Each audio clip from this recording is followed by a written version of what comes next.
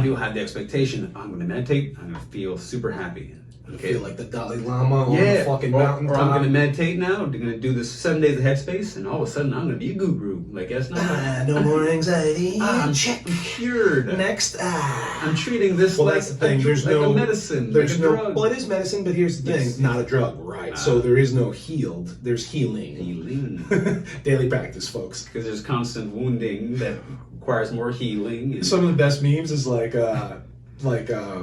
my spirit guides, the look on their face when I said, "Oh, I'm all done healed. I learned all my lessons." Okay. The Leonardo DiCaprio.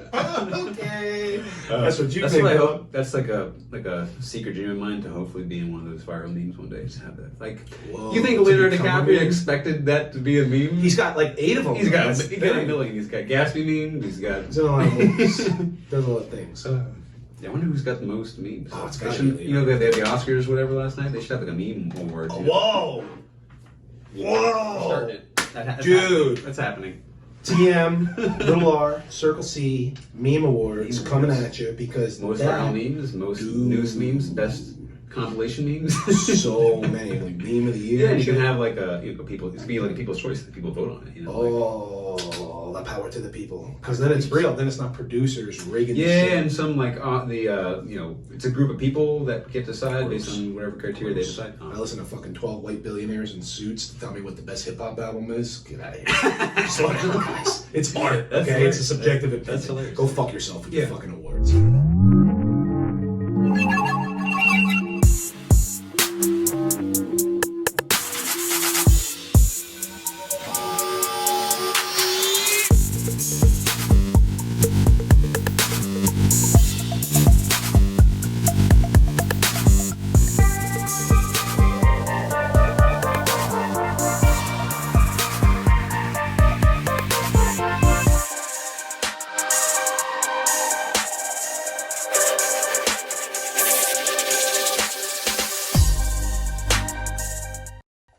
Welcome back to the Bridge Podcast. I'm your host, Sean Nixon. I'm Jonathan Matthew. How's it going, man?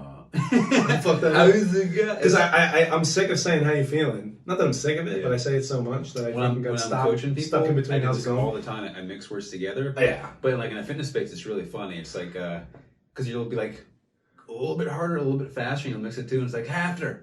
Farther, and it's perfect. Farther and faster. And you're like, okay, coach. They don't even notice sometimes. They're just like, no, that's the best thing. They're in the zone, so I can just like mess up the word. Perfect. It's perfect because you're trying to be efficient with your words. All right. So today we're going to be efficient with our mind game. We're still on the meditation series. This could go on indefinitely, but this is part 3. Part 1, we did like an overview of what is meditation, different types, blah blah blah. Part 2 was 101 with some how-tos and some basic stuff. This is part 3, we're calling it 201, going a little deeper. Not the top of the mountain, but a little bit deeper, deeper and deeper. Getting a little bit deeper now. A little bit of something now.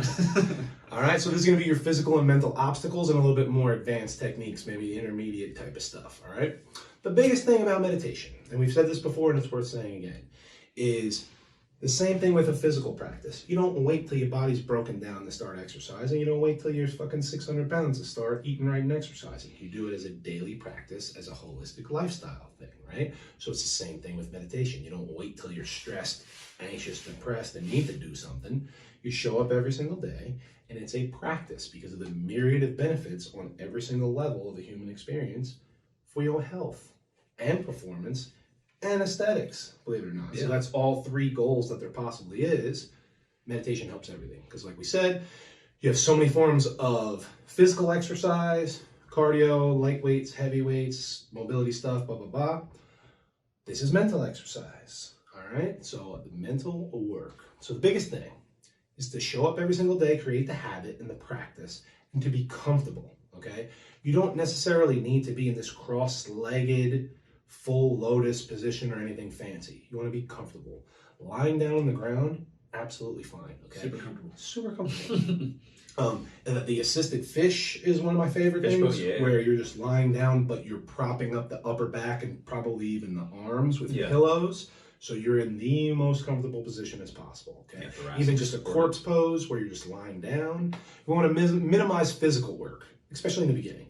Yeah, if you're right, because if we're talking about bring our attention to our breath or bring our attention to a mantra, if my attention's on, I'm a little bit fidgety, I'm a little bit uncomfortable. Or always, man, my knee hurts, my back hurts, Yeah. this and that, and now the nervous system's getting distracted by something physical. Yeah, and so don't force is never right. If you have to force something, don't force yourself to be in a pose just because you think you're supposed to be in a pose. Right? In general, that's good life advice.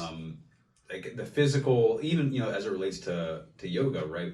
Yoga, people think now, at least in the West or in America, it's like 90% physical, and then there's a little bit touch of spirituality. But it's Hot like MILF stretching in $150 pants. 100%, bro. That's all yoga is hot lady stretching. Stretchy pants. So Like much Nacho more Libre. than that. Chancho, sometimes men like to wear stretchy pants in their room for fun. Jack Black. Always, Jack Black. always. Yeah, yoga is. There's only like one line really of asana in the sutras, and there's like hundreds of sutras, so the little aphorisms. And the only one is, poses should be stable and comfortable. That's it. That's it. The original yoga, like going way back before, one arm poses and arm balances and handstands and stuff like that, was just different variations of sitting comfortably, right? Because the ultimate goal of yoga is self-actualization, right? So you're not going to self-actualize in a handstand because your focus is on holding a handstand, right? That's a really good way Just to more build of stability and strength practice. Yeah, which is different. and at that point, Not bad. No, I practice both. For one, it's fun to do, and it's also like a martial arts, like a discipline. It's like practicing a kick, right? Like practicing a 360 wheel kick is really cool, but the focus of that is just a modality to practice. And right? you got to know how to do the teep kick first. You got to know how to do the basic shit first. Exactly. So before you're doing a 360 round. yeah, there really was flying only dragons. Yeah, the original, like now there's hundreds of poses because people are getting creative, which is cool. Well, yeah. But the original like 7, like there's a couple, only a few, maybe not 7 exactly, but it might be though. What a coincidence. But there was a lotus. There was just like a like easy seat. There was just like knees down, your thunderbolt virasana pose, and so when they say poses should be stable and comfortable, all of the work in the yoga practice is just to get your body limber enough to be able to sit, to be able to meditate. That's what Yogananda said. Yeah. He's like, I love yoga, but it's not for anything. It's the means to an end. It's just to sit in meditation more comfortably. Yeah, asana, or the physical practice, is just the third limb of yoga, and 8 limbs. So it's 1, 2, 3. You got your yamas, niyamas, asana, and after that you get into breath work, meditation, deeper stuff. So it's just really the stepping stone. People stop there because we like fitness, and it's been kind of hijacked in by capitalism in a certain way, which is what it is, right? But right. We can't change that. Which has helped yoga spread. So which is a good thing. So you would pull the positive. Yeah, baby in bathwater, right? That's it. I've seen a lot of babies get flushed recently. Babies down. I don't like it. Down the the bathwater's dirty. You don't fucking throw the baby out. I don't see bathwaters for babies. Yeah, there's no men, there's no women, there's no bathwater, there's no babies. We just flush everybody. That's not the point. I like that. So there is positive. But should be comfortable. So if you can hold a lotus in a comfortable pose, well, that's cool. You work up. That's great. I would just like to say that you work on mobility and flexibility and yoga postures separately. Yes. We're already wrestling with the mind here. Let's not try to wrestle. Let meditation be meditation. Yeah. Let physical practice be physical practice. Yeah. So like the first time, because I know you, we were talking about different like seated poses, right? There's, like his lotus pose, but you like to do, what people call hero's pose on their boulder, but virasana, right? Which people don't think to do. It's really just resting on your shins, hips are on your heels, but you're upright. It's way easier to be upright. Sitting up on your knees, essentially. So you think like samurai down his knees, sitting in that kind of pose. Love that. Or even, I forget what it's called, elevated on the meditation cushion and upright and internally rotated with the hips. Yeah, stick a cushion between your ankles or a block in between your ankles, and you'll get even more hip lift so you take pressure off the knees. So that could be another good point. Don't be afraid to use blocks and pillows. No, people think blocks and supports are like, oh, that means I'm a remedial. No. You're thinking too much. No. Yeah, I've been to a restore class. The more pillows, the better, man. Like, you gotta be... You're thinking too much. Get all the couch cushions in your house. First of all, you are. It's like when somebody... You are remedial, motherfucker. I'd like to fucking tell you that. And that's fine. Right. Humble yourself. Because that's how you get better. You gotta know where... What are you gonna say? I'm not that, and then fail and quit? Well, then it's also like, where's my focus? If my focus is on where I should be, like, I should be touching my toes. That's the... Back to the present moment. Only one sutra about... Self-awareness. And it wasn't about touching toes, right? It was about being comfortable. Be where you are. That's what presence is, right? It reminds me of... Oh, I'm sorry, go ahead. I was just going to say, like, if I can only reach down to my knees, I need blocks to support my hands. Yeah. That's where I am. That's being present. That's great. If I'm like, oh, I got to reach my toes, I don't want blocks, I'm going to reach. I'm trying to be someplace that I'm not. So now I'm forcing myself. Sounds like the ego future. mind saying you want to be somewhere else. That's all it is, right? But you have to get there. It just reminds me of when somebody like fails a bench press when they're young and they get all mad. I'm like, son, all the kids I work with now. You're not good enough to be frustrated yet. Yeah. And they're like, what the fuck? Now they're more frustrated. I'm like, when you figure that out, you'll get it. Yeah, like, come back to me in 10 years when you miss a bench and we'll talk about the mechanics of it. Right now, you're just fucking showing up and moving. Exactly. My kids were talking to me about like using straps and belts. I'm like, whoa. You got drifting. You got 15 pounds there on the side of the bar. Yeah, belts and straps with 15 pounds. Yeah. You don't need nitrous on a tricycle, bro. There's no nitrous on a fucking tricycle. Remember that, all right? So we're already wrestling with the mind. Here's the thing. Just lay down every single day at the same time in your sacred space and breathe through your nose. Comfortable as possible, all right? And that's, like I was saying, if you want to achieve these other postures, like I said, I do a lot of my manifestation meditation just lying down. And a lot of my shamanistic practices laying down, because sitting up gets a little squirrely sometimes. You want to fucking do a header on some fucking plant medicine and lose your shit. But here's the thing. So mobility, flexibility, and yoga poses, which is a combination of mobility, stability, and flexibility and strength. So we'll get to that.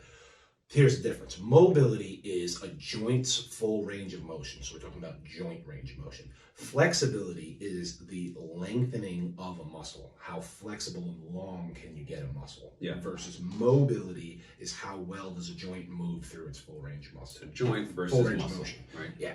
Then the yoga postures, that's more of you need prerequisite mobility and stability, and then you're kind of building prerequisite mobility and flexibility and building stability and potentially strength, depending on the posture. Exactly. Okay, so if that made sense, do your physical work separate. This is a mental workout. If your fucking knee hurts, move into a different position. Yeah, and if you're intent, or if you just want to know why that lotus pose or even the cross-legged pose is, or Sukhasana, the easy seat, why that's like the traditional yoga pose. So if you notice the knees, I'm not demonstrating here, but they're rotated out, right? So that's external rotation of the hips, right? So if you've ever been like, if you just take a little bend in your knees, like you're about like an athletic position or like a half squat, and you rotate the knees out, you'll notice like a slight lift up of the pelvis. Tilt. Exactly, right? So you're getting that, because it's really about, right, your antenna, your spine's your antenna, right? So when we're meditating, we're tuning the antenna. So if there's bendingness, right? If we know, the energy at the core, at the base of our spine, our kundalini energy starts from there, and that's all jacked up and not in the right position, then it's a kink in the antenna, right? It is. That's going to make a big difference. I love that. So we're looking for neutral spine, which starts at the bottom with a neutral pelvis. Exactly. So poses like on the knees are like are much easier to maintain that. So the only reason the lotus is that position is because it gives a dramatic lift to the spine. So now I'm not arching my back the whole time trying to stay upright. I'm just upright. Yes. So because you don't want to be doing work when you're meditating. Like, your body's the vehicle for awakening, right? You wouldn't drive a car and meditate at the same time. You're going to have a bad time. So you said in one of your, shamanistic journeys, the message you got, park your vehicle, right? Yeah, the guides or a source or somebody was telling me, park your vehicle and we'll take you deeper. And I heard it 4, 5, 6 times. And every time I went from either a yoga posture or sitting up or walking around all fucked up or whatever, as soon as I laid down and got comfortable and the spirit or whatever knew my body was safe, then boom, instant astral travel projected into different dimensions. Yeah, and I guess a parallel to relate it back to lifting of the physical, right? Like spine again, right? If you're abdominally bracing and your spine is stable, your body will allow more juice to the muscles, right? So if your spine is stable and relaxed, your body will allow more juice to your meditation. So it's the same thing. It's the same thing in the physical practice. Distal mobility requires proximal stability. So the body has to know that the spine is safe. Breathing and bracing. Distal mobility requires, Same. Same Bridging together. Exactly. I love that. So what he's saying is neutral spine. So that's as tall as you can, not overarching, not slumping. Natural curvature. Natural curvature of the spine is what we're looking for. So if you need that to be laying down, that's fine. If you need that with blocks and pillows, that's absolutely fine. Nobody's judging here. Yeah. This is the beauty of this. If someone's judging you, well, then that's their work and their practice, that's right? If you're in yoga and you're looking over at what Oh, I love that. What Jennifer's doing, who's a gymnast her whole life, and now she can do like, touch Don't her compare nose yourself to her Jennifer. butthole, You're not Jennifer. Listen, she can touch her nose to her butthole, and that's fine. That's and that's right. her karma. Yeah. If she wants to sniff buttholes. That's her And I like that. I have compassion for that. But here's the Compassion thing. for buttholes. Yes, I have compassion for everyone's butthole. But here's the thing. You're on your own journey. Don't be worried about what other people are doing. Because this is your practice, right? That's it. It's your practice. And that's the beauty of spirituality versus like religions. They have so many rigid rules where there is judgment and shame. Yeah, and it's if you don't follow rules, you go to hell, and you're an infidel, and you're this, and we're the chosen ones, and you're doing this wrong, and you got to confess to this and that. In spirituality, it's do the right thing at all times and be your authentic self. Yeah, That's it. Yeah, at no point do you have any awareness of what anyone else is supposed to be doing on their journey, right? So like Supposed to. right? Like anybody's opinion or what they say or what they do, that's their karma. Even if they say something to you, how you react is your karmic destiny. Yep. And this meditation, building that awareness, is allow you to react to that in a much more healthy way. Oh, that's what saved my life and probably a lot of other people's that have come across my path. Right? For my own good. And they're good. And everybody's good, and that's where everybody wins. Yeah. Okay? So comfortable, no judgment. And here's the biggest thing. Judgment of self, which we've talked about. Don't worry about nothing. This is your time. This is your sacred time. All day. You're driving the kids to soccer practice, driving them to school, putting on their fucking Zoom bullshit, taking them to karate, cooking, doing this, your whatever relationship you're in. You know what I'm saying? Because all life is at the end of the day is relationship. It's all this. Relationship with family, with friends, with coworkers, with spouses, with work, and then with self. That's all it is. Relationship. So that's how you have. If you got relationship problems, you probably got relationship problems. With yourself. With yourself. Okay? So that's what it all boils down to. The happy, healthy human experience starts with relationship of self, and then we move outward. Yeah, and with meditation, we can observe the thoughts, the feelings that come in, which are reflections of our relationship to ourselves sometimes. Oftentimes, right? And so we can observe that, and then we can begin to study our relationship to ourselves. And once you know thyself, then you get better at this game. Then you can get to treat yourself. Well, that's the thing. That's the beauty. That's what we all want. But you can't skip the work and the knowledge and the inner work and go straight to the treats. You can go to the store and buy a black belt, but it ain't a black belt. No, you got to wear one around. That's cool. Like earning a black belt and buying a right? black belt are two guys can be standing there looking like they both have black belts, but one guy did it, one guy didn't. Yeah. That's the difference. Right? So my whole thing, if I'm trying to go, I was going to say deeper and longer in meditation. Dunger. I've switched posture several times, which knocks you out for a second, but I have so much mental practice and time in the game that I can hop back in if I have to go from on the knees to cross-legged to laying to up to whatever in a 2-second shift. I don't judge myself for it, just if my knee is hurting too bad and it distracts me enough. Because in the beginning, you just breathe through it and become aware of it, and you try to, once again, not ignore it and push it out. No. Because whatever you resist, you assist. So you become aware of it. But if it becomes a hindrance, change positions. Yeah. But now I got blocks and pillows and a cushion because I'm on an intermediate level. Yeah. And putting the time in. So now I can stay in one position for much longer. Yeah. I like it. But majority of my shit, like I said, has just been laying down. Yeah, I mean, like it's like if you're forcing yourself to be in a pose that isn't good for your body, doesn't allow you to open up mentally in that space, then you're just hurting yourself for the sake of what, right? You're just fighting yourself because you have an expectation, which we'll get into. I think in life, if you're forcing anything, it's not for you. Yeah, that's the thing. When something is for you, you're floating on air. Oh man, do you got the Rumi quote? What is he doing? When something speaks to your soul, when something calls to your soul, it keeps calling. Ooh. I believe. Pick up the phone, dude. When you're done, hang up the phone. That's a Terrence McKenna. When you get the message, hang up the phone. Hang up the phone. Don't be doing drugs all day and doing all this shit all day. When you get the message, hang up the phone. All right? So, like I said, you're already wrestling with your mind because this is a mental exercise. So, don't worry about physical stuff.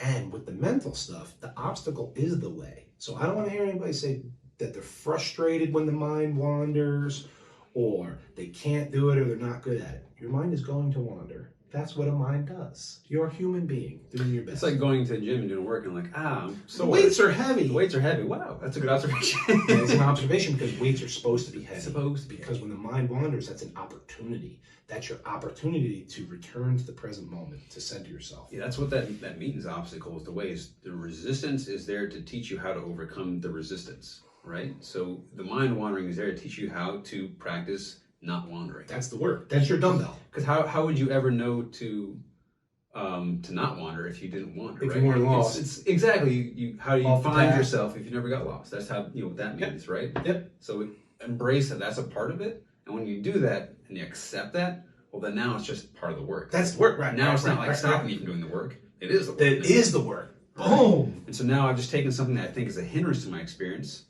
and I just made it my experience, right? It's like I accept that the obstacles are part of the journey, and then that will make things so much easier. Yes. In terms of Mentally. right? Because that's everything. The resistance is going to be there no matter what. But now I don't have any internal resistance. With yourself. Unnecessary resistance, right? There's going to be necessary resistance. There's going to be suffering. There's going to be pain. There's going to be stuff that's coming externally that I have no control of. It's inevitable. But what I do have control of, which we're practicing here, is how to relate relationships to that obstacle, right? So now that obstacle is a gift. If you walk in the gym and there's no dumbbells, what are you going to do? I paid my gym membership and I showed up. There's no resistance to overcome. There's no adversity and obstacles to make yourself stronger. Okay? So every time the mind wanders, you focus back on whatever your tool is, your mantra, your breath, focusing your yantra, what you're staring at, going back to listening to the guided meditation or the teacher or whatever's going on. And that's why we talk about focusing on the breath or bringing in a mantra that we'll talk about. But that is the work, okay? And then, like mental obstacles too. And going back to the gym metaphor, because the physical and this relate so well together. That's why they're intrinsically tied together. Everything's connected. If you didn't know, now you know. If you don't know, now you know. Yeah, it's having like an expectation, right? Mm. And so, expectation versus intention. And there's a big difference there, right? Big difference. And the difference is expectation, right? Expectation, external, is that's where it's externally focused, and expectation is an outside-in kind of perspective. Intention is inside perspective, looking out. I'm gonna shout out to my boss, Dr. Lemming, who dropped that nugget there. That's beautiful. The was prefix of the word intentions comes from within. Yeah. Expectations is you're worrying about outside shit you cannot control. And that's the difference between conditional, because external conditions, or unconditional, which is just me, just this, right? There's no other conditions, right?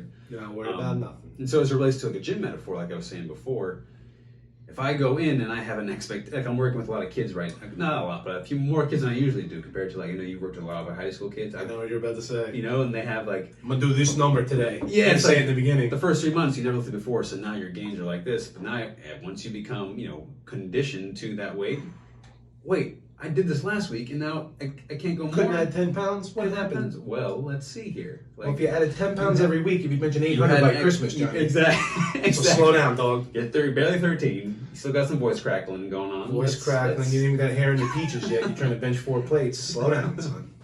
I love that part of side note, Talladega Nights, where he attaches the cereal under the bag. He's like, "You got a kilo of Colombian Bam Bam under your car now, son. You got hair in your peaches or what?" Hair in your peaches or what? I love that. He made him face his fear. That's the resistance, right? And he drove the best he could right there. With the cougar in the car. But if you have an expectation of what you think is supposed to happen already right there in the sentence alone, what you think is supposed to happen, what the mental construct you've made for yourself is supposed to be in the future. So you're thinking in the future, right? Which is what, once again, conditioning, I'll just speak for the West, is what we're conditioned to do. Like, I have a plan for the day. I need to make this amount of money to pay these bills and do this and do that. And it's all external, and it's all conditions, and it's all expectations. Yeah. When I treat meditation as a complete surrender. Yeah. I'm letting go of all my bullshit. And I know you're going to get into a little manifestation in a little bit, but really, that's what you got to be. That's the difference between desiring something and manifesting something, is being open and opening. Being it. Is openness to that, right? Oh yeah. So intention is a way of, how I perceive it is a way of being, right? And expectation is a doing, right? Because expectation is, I lifted 315, I did something. The intention is, I'm going to go out and do the best that I can. I did my best I can. no external outcome can dictate that, right? Because I control that, right? Can't take nothing away from me that's in my mind or in my heart. Yeah. I showed up and I did my best and I know my truth. That's it. Exactly. Whatever happens on the outside is going on the outside. Yeah. That's your problem. Exactly. So I love that. With meditation now, I know we went in a little meandering way there. With meditation, a lot of people have the expectation, I'm going to meditate, I'm going to feel super happy. I feel like the Dalai Lama on the fucking mountaintop. Or I'm going to meditate now, I'm going to do this 7 days of headspace, and all of a sudden I'm going to be a guru. Like, that's not no more anxiety. I'm cured. Next. I'm treating this that's the thing. There's like no a medicine. There's like a no. drug. Well, it is medicine, but here's the thing: not a drug, right? So there is no healed. There's healing. Healing. Daily practice, folks. Because there's constant wounding that requires more healing. Some of the best memes is like my spirit guides, the look on their face when I said, "Oh, I'm all done healed. I learned all my lessons." Okay. Leonardo DiCaprio. Okay. That's what you that's think. What I hope. That's like a secret dream of mine to hopefully be in one of those viral memes one day. Just have that. Like, whoa, you think Leonardo DiCaprio expected that to be a meme? He's got like 8 of them. He's got a million. He's got Gatsby meme. He's got. He's in a lot of movies. Does a lot of things. I wonder who's got the most memes. Oh, it's got you know, they had the Oscars or whatever last night. They should have like a meme award. Whoa! Whoa! Starting it. Dude. That's happening. TM, little R, Circle C, Meme Awards coming at you because most viral memes, most news memes, best compilation memes. So many, like meme of the year. Yeah, and you can have like people. It could be like a people's choice. The people vote on it. You know, the power to the people. Because then it's real. Then it's not producers rigging. Yeah, the shit. and some like it's a group of people that get to decide based on whatever criteria they decide. I listen to fucking 12 white billionaires in suits to tell me what the best hip hop album is. Get out of here. Just let them guys. It's art. Okay, it's a subjective opinion. That's hilarious. Go fuck yourself with your fucking awards. Right? But dude, I love that. And I think to answer your question, it's a tie. It's SpongeBob #1. Oh, okay. Leonardo #2. Oh, SpongeBob is so good. So good. And then #3 is hard. We'll be at you with the meme awards. Well, now we got to go do some work. We got some work to do now. We got to set up a already whole a gala. fucking lieutenant in the meme wars, so this is beautiful. Where are we at with the memes? Expectations. Learning Intentions. lessons Yeah. and intentions. So to me, meditation practice is surrender. It's when I literally think of it as downshifting into the parasympathetic nervous system and pulling in energy. And I am parking my vehicle, my body, surrendering to the universe, and plugging in my fucking Tesla, plugging in my electric car to the universe, either grounding or through breath work. So that's why nature is so nice, and that's why binaural beats are so nice, because I'm getting on that vibrational frequency of the universe, and I'm pulling in energy and recharging my batteries. I was listening to my man, Big Manifester, posted a KRS-One talking about, he goes, the only gun you need, this is the most important gun you'll ever have, God, universe, and nature. Whoa. G-U-N. He goes, you got that? You are unstoppable. That is the only gun you need, baby. And I was like, wow. Let me watch this 3 times in a row. Love that shit. Brilliant. That's brilliant. Love that shit. He's like, when you figure that shit out, and he didn't say it on like hierarchy of any kind. He was like, God, universe, nature. That's the gun you need. That's it. The rest is bullshit. The rest is material You have fun that, things. you have protection again. That's what he said. I think that's literally what he said. He goes, that's all the protection you need. Yeah, wow. That's literally how That's he said it. That's brilliant. Yes, that's understanding the game. Levels to this game. Yeah, and like if you've ever, we talk about not everybody has access or has done plant medicine journeys, and that's not necessarily a thing you have to do at all ever. It can be helpful. It can be very helpful, and it's a supplement. But a practice of preparing for death and dying before you die type of thing is necessary. And meditation is the way to go. And here's the thing. To reverse that, if you really want to do mushrooms and ayahuasca and plant medicines, meditate first. Yeah, it's like showing up to it's like in Karate Kid, you shows up to the tournament without training. Like that's you're gonna get kicked in the head, dog. They're gonna be waking you up exactly, on Tuesday. Exactly, and because like you said, meditation is a practice of surrender, right? Because dying before you die, ego, death, and people have different extrapolations and conceptualizations of what Well, that your is. persona and your ego has Exactly, to yeah. know that it's not the end all be all. It's just a hard thing to put into words because It's impossible to put into words. because, That's like, why we're here. everybody who's alive right now, you're trying to explain to them death, right? And like, well, how does that work? Because your soul is eternal. So you're an eternal being coming from an energy I source. see what you're saying, but like, No, it doesn't make any sense, but I'm still saying it. Yeah. Because I know what I'm talking about because I've done the work. Yeah. And anybody that has done the work does resonate with it. Yeah. And if you don't resonate with it, it means you haven't done the work, and you can ask a question and then start doing the work on that path, and then you'll understand it in your own words, Yeah. in your own Yeah. way. Because like I said, there's no way to put it into there's no words. way to put There's it. a good reason for that. Being everywhere and nowhere and being everything and nothing at the same time, like that is accurate. But what the fuck does that mean? Exactly. Because I felt that, but me explaining Yeah, that? we've all read, when we were 10, we read Chinese fortune cookies that had dropped in some wisdom on us. We had no idea what they meant. Yeah, that doesn't this mean is they weren't deeper than true. that. Doesn't mean they weren't true, but this Exactly. is deeper than that. Yeah. Like when you were in a land where there's no space and no time, and it's made of geometric patterns of love and understanding. What the hell does that mean? I've done seen it. I'd like to see that in a sentence, please. Well, show me the studies. Yeah. Send me the CNN link. It ain't gonna happen. But it's real. You can't measure it, that's why. So you show up every single day as a meditative practice to understand and put some detachment and space and distance between you, who you are, and your ego, which is your persona. Yeah, and there's two layers of surrender that happen. There's the surrender within the practice, and then there's the surrender to the practice, right? Because like within meditation, I'm letting go, releasing attachment, that's surrender, right? Yes. And then there's also the resistance of expectation of like, oh, I'm not getting anything from this meditation, or it's not working for me. That's your resistance. Yeah. To beginning the practice. That's where people get hung up. That's a common kind of intro obstacle to meditation, which you can observe within yourself. Like, I have an expectation, which is why I'm adverse to doing this, because it's not giving me the reward I want. Once again, reminds me of the gym where people don't want to even start or go because they're worried about what other people are going to think or look, or they're going to be tired, or they're going to be sore, or they're going to get hurt, and somebody's going to stare at me, and I'm going to sweat, and that's all shit in your head. So Judgments, so and expectations. practice letting go, right? It's a practice of letting go. So that's the biggest thing when I hear, because when I hear do less, do nothing, surrender and let go, my ego says immediately, fuck you, I need to conquer, I need to slay dragons, I need to do things, I need to achieve, conquer, protect women and children, not necessarily stack dollars, but just accomplishments and achievements. Yeah. Right? And the way to do more of that, right, those are external things that I only have so much control over. But what I have 100% control over is myself.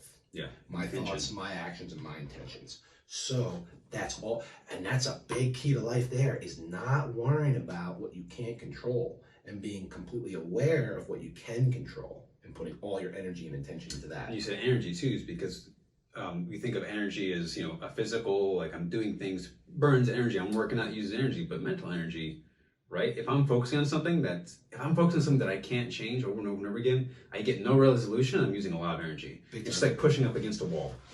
Yeah, what you resist, you assist. It's literally like You're giving it power. And it's laughing. And everybody's done this, right? You go up to the door and you pull, and it's a push door, and you're like, da, da. Yo, Actually, the other way is better. That's what people are doing. You're pushing when you got to pull. When it's a pull door. And it's so easy to pull when you figure that out. You're bringing But it you in. have to take a pause, think, relax, surrender. Because push is external, right? Push is away. Push is outside of me. This is here. Pull is bringing in towards me, right? That's why the lats are the stabilizers of the shoulders, bro, right? Boom. Pull it in. No, I love that with the door metaphor, because you could push as hard as you want. You ain't going nowhere. Exactly. But when you It realize takes very let little go, effort to pull. so much. You just less got to be effort. aware of pulling in and out, in and out. Intention, expectation. Awareness. So once you're aware that the only thing you got to do is show up, I was going to say religiously, but let's say consistently. Spiritually. As a practice, right. And religion's weird. It's like, once in a while on Sunday, and then fuck everybody, we'll just go on Christmas Eve. Yeah, right. You know what I mean? Like, okay, whatever. Easter We're not and saying Christmas. Right. Okay, fine. Those I'm not judging that either. Those are nice holidays. But those are nice, and then you realize they're just the winter and the spring solstice, and you go deeper and deeper and deeper, and it's like, okay, so Jesus was a zombie that died and came back, so then we have a bunny hide colored chicken eggs. What now? See what I'm saying? Is the bunny laying the eggs? That's what I always, because in the Cadbury commercial, he lays the eggs, He but lays they're the chocolate and filled with goo. Chocolate and filled goo. Yeah, you're right. So how does that make any sense? That's And then they have a chicken in the commercial. Do you think they originally meant the Easter bunny was actually an Easter platypus? Because the platypus is kind of like it lays eggs and makes a mammal. Any lays eggs. That's interesting. So Easter platypus is what we should be really promoting if we're talking about scientific accuracy. I mean, once they really realize that every solstice is just a time to do mushrooms and align yourself with the universe, then you figure religion out real quick, and there's no judgment whatsoever, and all the rules and constructs are man-made things to control people and eventually make money and manipulate minds and steal your consciousness because they want to be your connection to God when you are God and you have your own connection to the universe. It's like a middleman. G-U-N. You don't need no middleman. It's like, once you got your gun, I'm going to give you this. And then some guy being like, hey, I can let you give Sean this money, but if you give it to me, I'll charge you this. Once you got your gun, your God, universe, and nature, ain't nobody can fleece you for nothing, all right? So let's go into some deeper, because we gave you some 101 stuff, headphones, guided stuff, but then take us through the loving kindness meditation. Yeah, I think we mentioned some of the different ones in our past episode. We're getting deeper. So loving kindness meditation, also called meta meditation or drawing like Maitri, which really just means developing loving kindness or benevolence. Those sound like good things. It's a nice thing. So loving kindness meditation is really great way to cultivate that feeling. And so it's a really visual meditation. You're actually doing a mental visualization, which is very different from sitting here and letting thoughts go, right? And that's why it's its own type of thing. So with loving kindness meditation, sort of as an example, and there's lots of scripts to do it in different ways you can say it, but really you start with yourself first, right? And I'll go from there, but that's where you're going to start, is really cultivating that within yourself. So you're sitting and just opening yourself up. Maybe you take a few deep breaths. You kind of meditate on that sense of openness, right?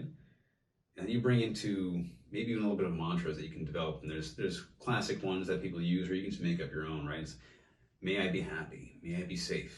May I be healthy. You know, you feel those emotions within yourself, and you start to cultivate that within yourself.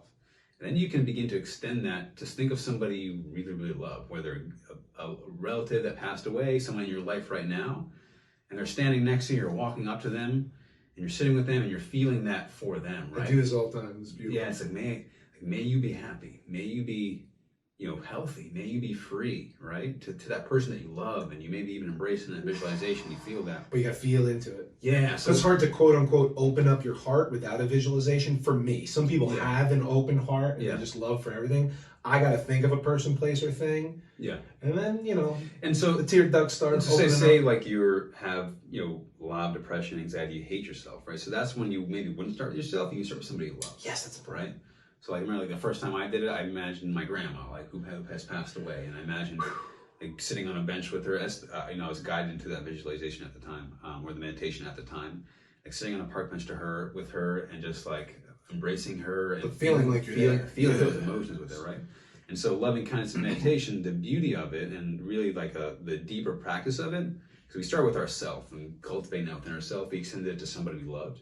Then the practice is extending it to kind of a neutral person, like sitting next to the UPS guy you don't really know, and saying, I extend that to you. That's a very specific, but I love that. A neutral person to you, right? Yeah, stranger in the park. And then extending to people that are difficult, they say difficult, challenging people, and then even your enemies. That's the hard work. So someone who's hurt you, really traumatized. Dude, that's that's deeper advanced work. But that's where you start stacking up wins, dude. But to say someone, did you wrong, right? May you be happy. Oh, they did. May you be free. May you be safe, right? May you be, feel that loving kindness for them, and that's a freeing experience, dude, right? You gotta be a real winner to root for your enemies, dude. Yeah, and that's why you start with yourself and expand outwards, right? So forgive yourself, and then love yourself, and then forgive them. And you may not even do all that within the same meditation. No. Just start with yourself first, right? Yeah. Just that. You're not going to the heaviest dumbbell on the first day. No. It's just part of the practice, right? And that's beautiful. So it's a very visual, and it's great when it's being done guided to by somebody who's kind of working you through that. That can be very helpful for that meditation. But you can practice it, within yourself. It's a very, very popular type of meditation that's really, shown to have some positive benefits in terms of emotional health for good reason. Yeah. Just listen to what I was saying. Right well, there. that's what I do. That with me.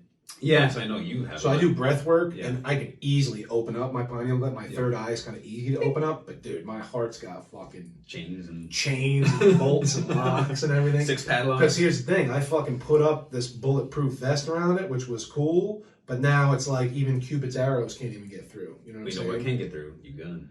Oh, God, universe and nature is always gonna get through. They know the fucking No bulletproof there. keys to the safe. You know what I'm saying? But so that's what I do. So it's very easy for me to light up my third eye chakra, but my heart takes an external person or a moment that I visualize. Yeah, and that's like it's similar, different, but similar to like a practice of like gratitude, where you maybe feel a negative emotion, but now there's something that you're grateful for thankful for. It's the same thing. I love my grandma so much. Like visualizing things, love for her, and sitting there with her, especially since she's passed away too. That's a really powerful feeling to sense through. So it's not like I'm focusing on chakras or anything like that. It's something tangible, memorable, and meaningful, right? Because maybe your sacral chakra doesn't really mean that much to you. You know it's important, right? But Sacred, right? Yeah, kind of important. But someone that's more tangible, that's a really good transition. I don't even know if I would call it beginner, intermediate, or advanced. Right. It's just a different type of meditation. Yeah. If it works for you, and especially if you have, if you want to develop that benevolence, that loving kindness, that maitri, and especially if you have people to forgive, or if you need forgiveness within yourself, that's a great one right there to do. That's the number one person to forgive first, is yourself. Yeah. And now I go around, and I'm always like looking for lessons and things. Anytime somebody gives me love and kindness, I store them away for those type of things. There you go. And I relive those moments over and over again. Oh, dude, because I feel it in the moment. Yeah. And then I store it, and then I bring it back up during meditation. Well, it's like I was telling like my friend Jimmy, who I lived in California with for a little bit, like I got this one candle and I smelled it, and it smelled just like a candle I lit like 5 years ago, and I was like sensory brain transported back to California. It was like a weird, but yeah, like you take that memory and smells and memories are, and you kind of like attached to the same part attached, right? Yeah. So love it. So that's loving kindness meditation. Sharon Transforming. Salzberg, good spiritual teacher, meditation teacher, she has a really good book based around that, I believe. I don't know the exact name of the book, but look up Sharon Salzberg. So for meditation, maitri meditation, loving kindness meditation, right there. Yeah, I love it. I like how you said not beginning, intermediate, or advanced, but maybe not a 101. That's why it's a level 201. Yeah. Once you've got your breath and you've shown up consistently, the visualization and what I'm trying to get to is bring feelings into it. Because this is the thing. You're focused on one thing, and then that singular focus allows you to feel feelings. Yes. And that's how you alchemize feelings, like you said, either amplifying love for people that you're not physically with now, due to they moved, you don't talk to them anymore, they passed on, whatever. And then forgiving yourself and others and having kindness for, like you said, random people, and I hate to say the word enemies, but you know what I mean? People that have done you wrong. Yeah. Because we all got more difficult people, as they say. Or challenging people. And that. So this is a really good one for all you people who have a lot of political angst and tension toward the opposition, right? It's like, if you hate Trump people, if you hate Biden people, if you hate independent people, whoever, if you hate communists, if you love whoever your enemy is, enemy is, or the opposition is, practice that loving kindness meditation for that person, right? If you talk about unity, that's a really uniting thing, right? And that's challenging. And it's like, right, I was going to say, that's tough, because then your ego goes, but they don't want that. But doesn't fucking matter what they're doing. It doesn't matter what they're doing. Because here's the thing, you're not wrong. Yeah. But being righteous doesn't help you. No. Right. And you can be the fucking warrior in the garden at the same time. You find love for them, but that doesn't mean that you don't have to still go slay dragons. It's you're not going at it angry at that point. Exactly. You're seeing their side and having love and compassion. And it's the understanding that we're all the one thing. Well, that's right? the biggest thing. That's a little bit more advanced. Yeah, and that's what hopefully we're. But I like how you said alchemize, which is going to bring me to the next little type of meditation, Tong Len. So Buddhist meditation is often called like a giving-receiving meditation, right? So this one is every relationship with energy. There's giving and receiving. Giving and receiving, right? So in Tong Len, so say a lot of times it's used for other people, but it can be used for yourself. I'll use it in the example of in relationship to another person, right? So say you are experiencing some pain or some suffering. So in Tong, the Tong first part means to be like bring in or take in, and then the Len means to like give back. So it's like this give impulse. I breathe in on each inhale, your suffering, your pain, and I breathe out relief. Oh wow, peace, right? So if someone has like a physical ailment, I breathe in all that. So you feel like you're healing a specific person. Yeah, so you can use it for that. So I'm breathing in, I'm taking that away from them, taking that into myself for them, and then breathing out towards them that positive energy, that healing. I'm healed. Because that goes to what we're saying as far as internal looking out and having a purpose bigger than yourself. Yeah. It's easy to say mean things about yourself, but when you put others first, at least mentally, Especially someone you love, just like the loving kindness meditation, right? but then you're really taking care of yourself, because when everybody does better, everybody does better. Yeah. So that's an everybody wins situation. Exactly, right? And so that's Pema Chodron, and a lot of Buddhists talk about this in terms, because it's a very suffering related thing, right? Which is much of the work in Buddhism is, suffering is, a major part of reality. Inevitable. Right? Inevitable, right? Attachment causes suffering. But the more suffering, your resistance and your attachment is going to amplify it. And it's so all also you can do is work on these yeah, practices. and it's also leaning into the suffering here, right? So I'm not. It's like we all want, like satisfaction, happiness, but we're all afraid of suffering. Oh, well, that was Ram Dass's time. favorite meditation, was going to sick and dying people in hospice and shit. Yeah. And they were like, he goes, I get excited when the doctor tells me they got a week to live. I'm like, yo. And he goes, I sit and I meditate and I pull in all their suffering. Yeah. Well, that's what Jesus did. With, quote unquote, Healing. died for our sins Yeah. and shit. He said he lasted that long on the cross because he was meditating on the suffering of the world. Bro. Instead of his fucking. Sounds a lot like They beat the shit out of him. They tied him up and left him there. And he was meditated through that shit. And he ascended. That's your Christ consciousness. That's like your 501 class. Couldn't believe it. You're not going to do that on the first day. You're not going to die and come back on the first That's day. your thesis work right when there, you right? fight the government and they beat the shit out of you, and then they nail you up and you come back on Easter with the eggs and the machine guns and the AR-15s. Surprise, motherfucker. Surprise, bitches! I'm back! That's not even Judas coming got out on the nothing. first Oh, one. no, I'm just kidding. Dude, that's the thing. But he didn't even come back and fuck Judas up. No, he has compassion for Judas. It's like Judas. Judas was crying, bro. And he's like, bro, it's all right. Wow. Bring it in, bro. Bring it in.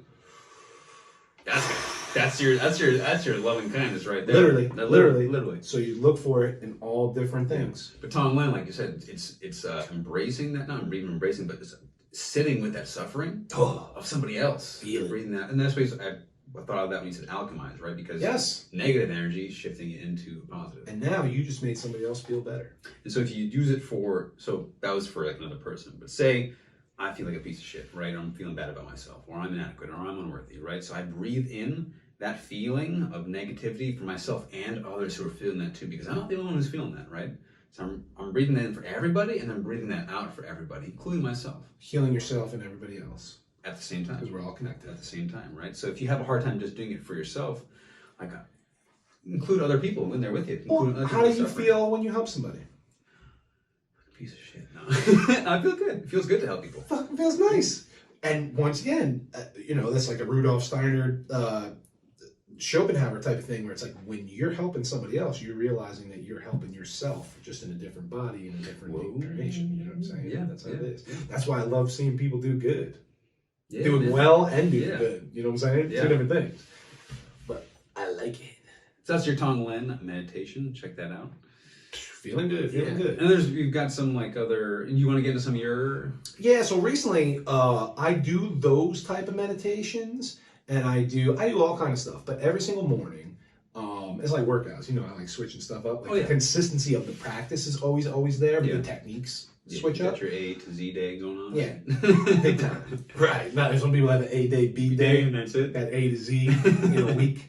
But so here's the thing: when you're doing manifestation meditation, you do want to open your third eye so you can visualize, and you do want to open your heart so you can feel, because the biggest thing is feeling gratitude for what you are trying to manifest, let's say, like not what you want, because what you desire, you need to feel as if you already have it. And how do you have it?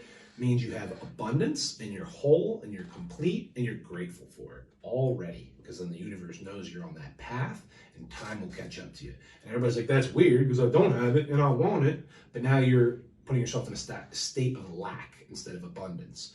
Time is an illusion. Time is just how we perceive yesterday, today, tomorrow, whatever. The quantum field in quantum physics is infinite possibilities out there.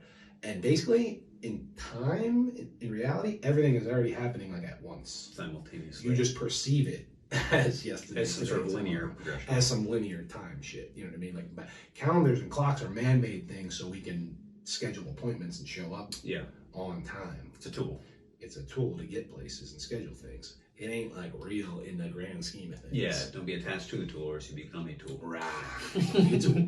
Use the tools, don't be a tool, right? right? So basically what you're doing is, in a manifestation meditation, whether it's for healing or for abundance or for anything specific, you want to make a mental movie. And that movie needs to be detailed, specific, with feelings. And dude, so many times I picture getting in the car that I want, at the place that I want, with the weather that I want, with the smells that are going on at that time, and most importantly, feeling what it feels like to be that person. Because like you said, a lot of times you think you want some physical shit, but it's really who you want to be. Like if you keep telling yourself, to bring it back to physical fitness, if you keep telling yourself you're fat, you're fat, you're fat, and then in real time you lose weight, your brain still thinks you're fat. And that's why you get a yo-yo diet and you bounce back. Yeah. So instead of it being a fit person, thinking, talking, and acting like a fit person, then being patient and doing the work for time to catch up, then you become a fit, healthy, happy And that person. relates directly back to our expectation versus intention. It's doing versus being. If I visualize stuff that I'm doing, that's one thing, but it's really the being, the feeling of what it's like. And I like you said, gratitude is a really good way to work with that, because how can you be grateful for something you don't have, right? But I already have it. Exactly, right? So you have to be in that space. And you're like, but it's in the future. What? But where is the future? In your mind. In your mind. So you want to make up some negative anxiety scenarios in your head, and I know your brain plays tricks on you with that stuff. Yeah. That's fine. I make up positive scenarios in my mind, and then I live that path. In that those negatives are part of the meditation practice. It is. Oh, they pop up too. That, right? Oh, all the and time. you observe like, oh, there's a negative feeling. It's like a little sushi. Like then you go over there and they have the revolving sushi thing. It's like, oh, that's a piece of shit. Sushi conveyor belt. You don't gotta grab every fucking piece of sushi. I gotta eat all the because that's because then you're gonna get the fucking stupid. Did nobody tell you? You don't have to eat all the sushi. Wow. Once you learn that you don't have to eat all the sushi and you can let some go, then you're playing the game a lot better. Yeah. And then maybe we'll do a whole nother episode on manifestation, because I can go on longer, but for time's sake, let's just get to some quick mantras, because you can go deep into, I'll name a quick couple of English language mantras that help me center myself and feel American mantras? Merc. Okay? And then you can do some mantras. Oh, dude, that's something to do. America. Dude, I love it. If you just focus on a Budweiser can and your fucking 12 gauge. Glasdales. Dude, horses, America, Donald Trump, lifted trucks, and trucks, country music, and trucks again. And my beer and my pickup truck. That's what all fucking country music is. Now I sound ridiculous because I'm sure they say the same thing about hip hop is all about hoes and bitches and selling drugs. Yeah. Well, guess what? Maybe it is. But country music to me is just beer and pickup trucks. There's I think that's like pop country music now, but like that's what it is. It's talking about outlaw country, legit country, or even old school country. Oh, dude, old school country. I fuck with. Oh, dude. Yeah. Waylon Jennings and fucking even old Willie Nelson. Oh, yeah, like that. There's plenty of good soulful stuff. Or even fucking same thing with hip hop too. There's some deep, heavy, soulful stuff in there too. Of course, we know this. But there's fluff to that. But there's plenty of fluff that's distracting. Anyway. So what we're not going to do is distract ourselves, because we're going to keep a mantra. So what I've been using recently is I am wealthy, I am happy, and I am whole. And I will say that over and over and over and over until I feel it and I believe it. And when I believe that I am enough, I am complete, I am happy, and I am wealthy, then my body, every single cell, trillions of cells in my body believe that shit. So then they start putting me on that path. Okay?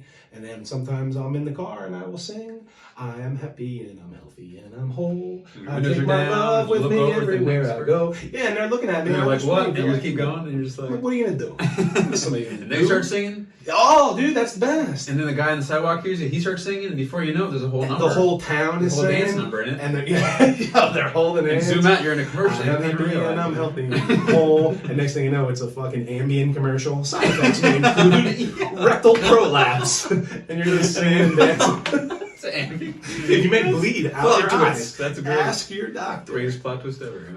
So to avoid these pills, I sing I am happy and I'm healthy and I'm whole, and I take my love with me everywhere I go. All right? And we've already talked about letting go, where you're breathing in and you're letting go. Okay? Another good one is just real simple, inner peace. Inner peace. Master Ugwe. Inner peace. Inner peace. That's what whether you think you want a car, money, happiness, stuff, what you really, really want is just Inner peace. Just to be at peace, right? That's really what everybody really is looking Inner for, peace. right? Talk about cultural appropriation, dude. He stole every single line ever from every spiritual teacher. Yeah, man. And they were awesome. They were great, but yeah. And nobody says them. He's a turtle. So we pick and choose what cartoons we're gonna fucking ban here. Baby meth water. Right? And then I also like anytime something's challenging where my ego wants to get super angry and do something crazy, I always say this is a test. Because everything in life, if you look at the Akashic records of this human experience and what we're doing here, is you're just here to learn lessons. Your soul's here to learn the lessons and fulfill its karmic debt on your soul's journey, right? So anytime something bad or negative or challenging happens, I look for the lesson. And I repeat to myself, this is a test. This is a test. So instead of it being a trigger, the trigger becomes a gift that you can look for the lesson in. Yes, even the word test makes me think of school, and I'm studying, right? So yes. I'm studying what's the lesson here, right? And you're asking questions and trying to figure something out instead of reacting emotionally. Yeah, because all a test is, and for all you kids out there who get attached to getting grades on tests, expectations versus intentions, right? Learning the lessons of school is more important than getting the grades in school. They can go together for sure, but don't think that having an A on your test because you memorized stuff or even cheated means anything. Right? It's a big difference between memorizing and regurgitating on a paper to get a letter grade to get AI can do that. So if that's all you're doing, you're gonna get replaced. You're gonna get replaced really fast. But when you open up your heart and you have creativity and love and compassion, you can problem solve. The divine feminine. Right? Do. Nah, just original stuff. Teamwork, problem solving, love, kindness, creativity. Those are the people that aren't going to get replaced by the robots. You can't make that shit. Okay? So every time you regurgitate your times tables and memorize something in a book and cheat on Google and do your test, some robot's going to take your job. Some robot's going to take your job. They ain't going to take my job. They're going to take what's in my heart or what's in my mind. Okay? Would you like to wrap us up with some... Yeah, some yoga... Old school mantras? So when I first started doing meditation, however many years ago... Thousands, yeah, probably.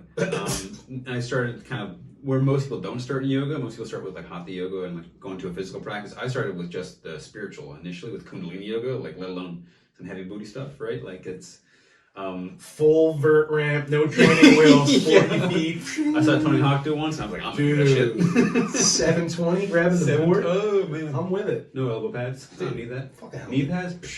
But your classic ones, they even use them in Indiana Jones very incorrectly. But there's your Om Namah Shivaya, and that's really just like that's like your Shiva, the god, the auspicious one. He's the creator, right? That's just like a honoring of him, right? Like great honor to Shiva, right? And there's your Om Kali Ma. So Kali Ma is Kali Mother, which is I don't know if I mentioned the last story, but Kali is the kind of a destructive version of Shakti, which is the divine feminine, right? But Kali is a demon or not a demon, but she is a demon slayer, essentially. Yes. She's the form of destruction that killed bunches of demons. And so I like Om Kali Ma because it seems like a dark thing. She seems like crazy. She's got fangs. She's got a head of dead heads on there. Skulls and shit, yeah. But what she's doing is she's lopping off the ego, the head of the ego. Every negative thought that comes off, Om Kali Ma, she chops the head off. I love that. Chops the head off. And in the story, she drinks the blood of the demon because if the blood drops down on the ground, he replicates and keeps replicating. So she chops the head off, drinks a little blood till there's no more. That's why I love the Bhagavad Gita. They go straight to the warrior metaphors and they do not skimp on the blood. That's why I like the Om Kali Ma. So in Indiana Jones, that was like a negative thing, but it's actually really positive. That one specifically got me to I think really, they did it on purpose. Yeah, it's some Hollywood knows the shit, and then they subliminally put the shit in. So those two are really think were classic ones, but just repeating those over have gotten me to higher states of consciousness within my first year of meditation. Just doing that, didn't even expect to, wasn't trying to. I'm like, oh, I've heard these, I read about it. Yeah, and just repeat it. I'll try it, right? Try some shit out, dude. And then there's your Om Namo Guru Dev Namo. That's a very Kundalini specific one. That's really just honoring the creative within me and honoring the gurus and teachers and spiritual masters in the past. So that's really usually done at the beginning of a practice. Like I'm honoring Om Namo Guru Dev Namo. I'm honoring those teachers that have come before me and their guidance is within me, right? Feels good. So that's a really powerful one to do as well. So those three are pretty big ones to get you started. Pretty heavy though, but they'll get you there if you have no expectation. I love just practice on it. So I think we can go to a part 4 if necessary. If not, we'll come back with some breath work on the next episode. Either way, breathe through your nose, love yourself, be kind to your neighbors. We're all one and everything is connected. Peace. Deuces.